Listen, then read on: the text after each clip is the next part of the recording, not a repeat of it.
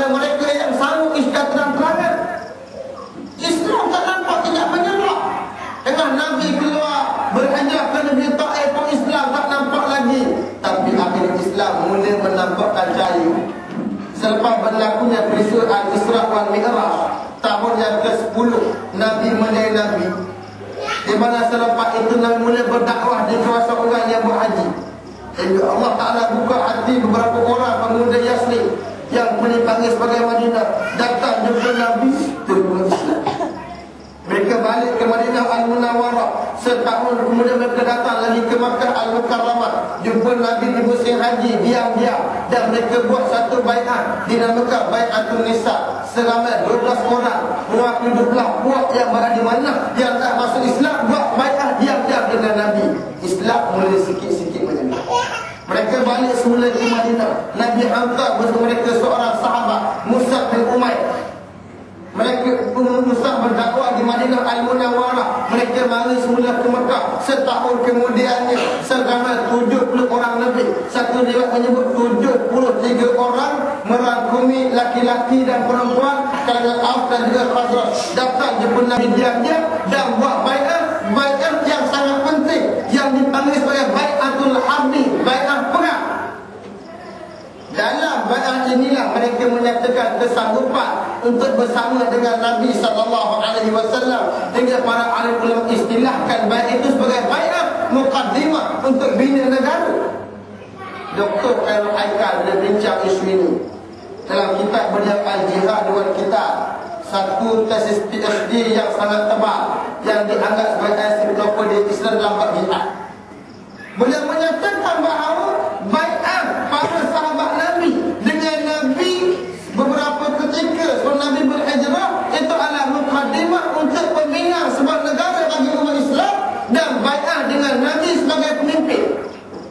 Ibadah Ibn Samit sebut dalam satu hadis riwayat Imam Bukhari, hadis sahih, kata ibadah bayatna Rasulullah sallallahu alaihi wasallam ala sam'i wa ta'ah.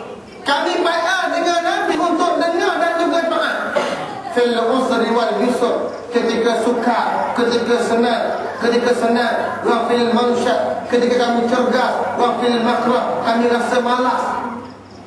Untuk apa baiat dengan Nabi? Tidakkah Nabi sebagai seorang Nabi kita mesti taat, kita mesti ikut? Kenapa perlu baiat lagi untuk dengar dan juga taat? Kalau itulah kata ulama, ini bukan baiat Nabi sebagai Nabi, ini baiat Nabi sebagai pemimpin. Maka sebab itu Nabi sebaik sahaja berlaku baiat ini, Nabi mengarahkan sahabat seorang demi seorang berhijrah ke Madinah Al-Munawwarah. Peristiwa baiat berlaku pada bulan Zulhijjah. Sahabat keluar seorang demi seorang. Masuk bulan Muharram dia keluar lagi pula. Masuk bulan Safar keluar lagi. Akhirnya orang boleh tengok mana pergi orang Islam ni. Seorang hilang. Dan kemudian nampak ada bantuan. Maka akhir mereka bincang tentang Rasulullah. Pada hari Khamis pada waktu duha 27 Safar, mereka bincang, kepala Quraisy bincang apa nak buatkan Nabi. Dihadiri oleh iblis laknatullah yang menyamar sebagai seorang manusia, orang tua Najdi. Daripada hadis inilah ulama ahli hukum bahawa iblis boleh menyamar sebagai manusia. Baik dari yang lain saya tak nak kupas pada malam ni, itu jamak asal tentang iblis boleh menyamar sebagai manusia dan juga jin boleh menyamar sebagai manusia. Tengok sikit, tengok ada jin. Tapi itu iblis menyamar, tak tahu Allah Allah. Jahat sangat.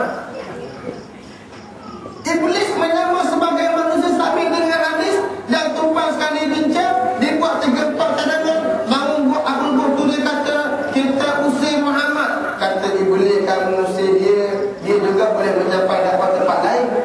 Bangun seorang lain kata kalau mana kita penjarakan dia, kata iblis penjarakan dia sekalipun Islamnya, risalahnya sampai juga pada orang.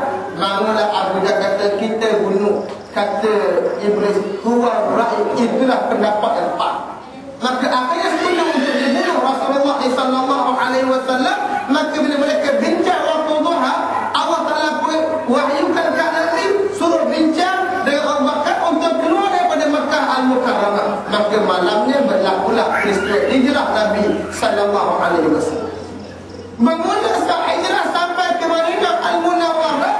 Islam mula menyerlah. Sampai-sampai ke perkampungan Bani Amri, Nabi asaskan Masjid Quba yang Allah sebut dalam Quran dalam surah At-Taubah, la masjidun ussisa 'ala taqwa min awwaliyah. Nabi selalu pergi sembahyang duha di situ pada hari Sabtu. Masuk pula ke kota Madinah Al-Munawwarah, 4 hari kemudiannya mengasaskan Masjid Nabawi yang kekal sampai hari ini. Dibuat pula persaudaraan antara orang Aus, orang Aus dan Khazraj dipanggil Al-Ansar. Dari Al-Ansar disaudarakan dengan Muhajirin dipanggil sebagai Ansar dan Muhajirin. Dibina pula Masjid Nabawi, dicipta pula suatu memorandum atau piagam Madinah yang menentukan konsep kewarganegaraan bagi orang Islam dan bukan Islam. Islam mula menyerah. Bermula saat itu setahun lebih kemudian Nabi sampai pada bulan Rabiul Awal. Rabiul Akhir, Rajab, Sya'ban. Baru 5 bulan. Sya'ban setahun kemudian turun ayat Quran yang mewajibkan orang Islam berjihad dengan perang. Turun ayat waqatilu fi sabilillah. Turun hampir serentak dengan ayat yang menceritakan tentang kewajipan puasa. Maka berlaku perang Badar. Islam menang. Setahun kemudian berlaku perang Uhud, Islam tidak menang, kalah pun tidak.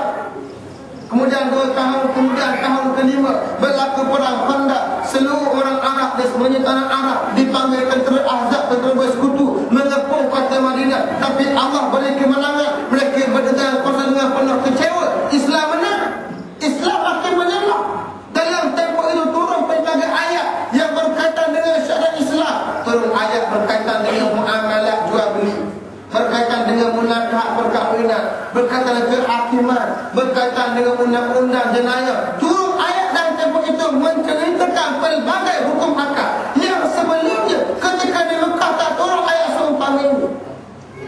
Tahun kelima, bila mana Islam menang perang Khandaq, Nabi istihad. Nabi kata al-an naghzuhum wa lam yaghzuna. Sekarang kita pula serang mereka, bukan mereka serang kita. Selama ni mereka orang Mekah serang orang Madinah. Perang Badar berlaku berhampirlah Madinah. Perang Uhud berlaku di sempadan Madinah. Perang Khandaq berlaku di sempadan Madinah. Bila kalah perang, Nabi ijazah sekarang kita pula serang mereka, bukan mereka serang kita. Islam naik selangkah.